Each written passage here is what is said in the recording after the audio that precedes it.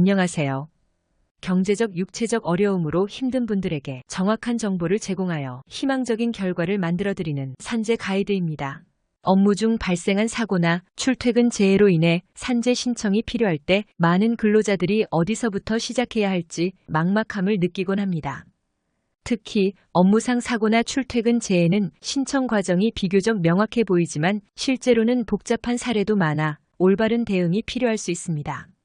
문제는 근로자가 사고 이후 필요한 절차나 서류를 정확히 준비하지 못해 산재 보상이 지연되거나 불승인되는 경우가 있다는 점입니다. 이런 상황을 막기 위해서는 산재 신청에 대한 충분한 이해와 적절한 준비가 필수적입니다. 먼저 산재 신청의 주요 범주는 업무상 사고, 업무상 질병, 그리고 출퇴근 재해로 나뉩니다. 이 중에서 업무상 사고와 출퇴근 재해는 대부분 사고 경위가 명확하여 인과관계 증명이 상대적으로 수월한 편입니다. 이러한 경우 통상 2주에서 한 달 내에 결과를 받아볼 수 있습니다. 반면 업무상 질병은 재해 경위가 뚜렷하지 않고 인과관계를 입증하는 절차가 복잡해 6개월 이상의 시간이 소요되는 경우가 많습니다. 그렇다면 언제 전문가의 도움이 필요할까요?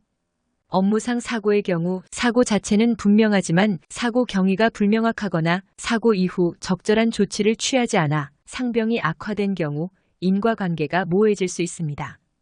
이러한 상황에서는 신중하게 증거 자료를 수집하고 준비하는 것이 매우 중요합니다. 그렇지 않으면 산재 승인 과정에서 예기치 못한 어려움을 겪을 수 있습니다. 이럴 때는 전문가의 조언을 받는 것이 큰 도움이 됩니다.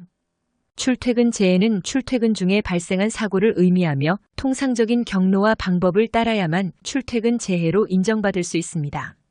하지만 여기서 문제가 발생할 수 있습니다.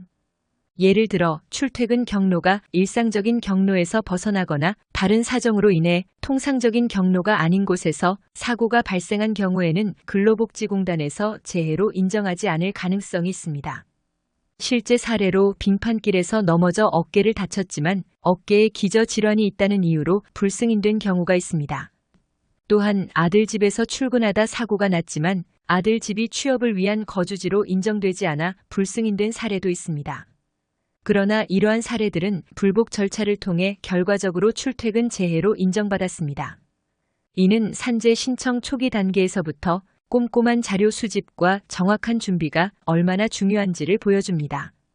산재 신청 시 준비해야 할 서류로는 요양급여 신청서, 요양급여 신청 소견서, 그리고 출퇴근 재해의 경우에는 출퇴근재해 발생 신고서가 있습니다.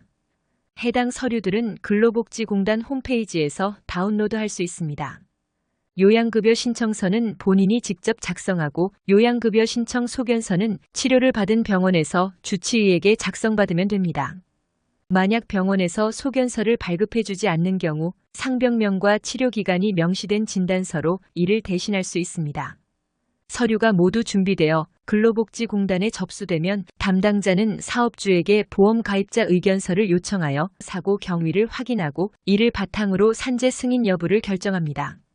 복잡한 절차나 경위가 불명확한 경우를 제외하고는 근로자가 직접 신청 절차를 진행하여 산재 보상을 받을 수 있으니 재해 발생 시 주저하지 말고 필요한 권리를 주장하는 것이 중요합니다. 따라서 업무 중 사고나 출퇴근 재해로 산재 신청이 필요할 경우에는 철저한 준비와 자료 수집을 통해 신속히 절차를 진행하는 것이 시간과 비용을 절감하는 최선의 방법입니다. 보다 복잡한 사례나 불확실한 인과관계가 있는 경우에는 전문가의 도움을 받아 신청을 진행하는 것이 안전할 것입니다. 산재 가이드는 법률적으로 문제가 될 수 있는 부분에 관해 상세히 설명을 드리고 해결책을 제시하는 길잡이를 해드립니다. 항상 노력하는 자세로 의뢰인의 이익을 최우선하는 모습을 보여드리겠습니다. 그 밖에 더 많은 정보는 네이버 산재 가이드 카페로 오시면 확인하실 수 있습니다. 내용이 마음에 드셨다면 구독과 좋아요, 알림 설정 부탁드립니다. 더 좋은 내용으로 찾아오겠습니다. 감사합니다.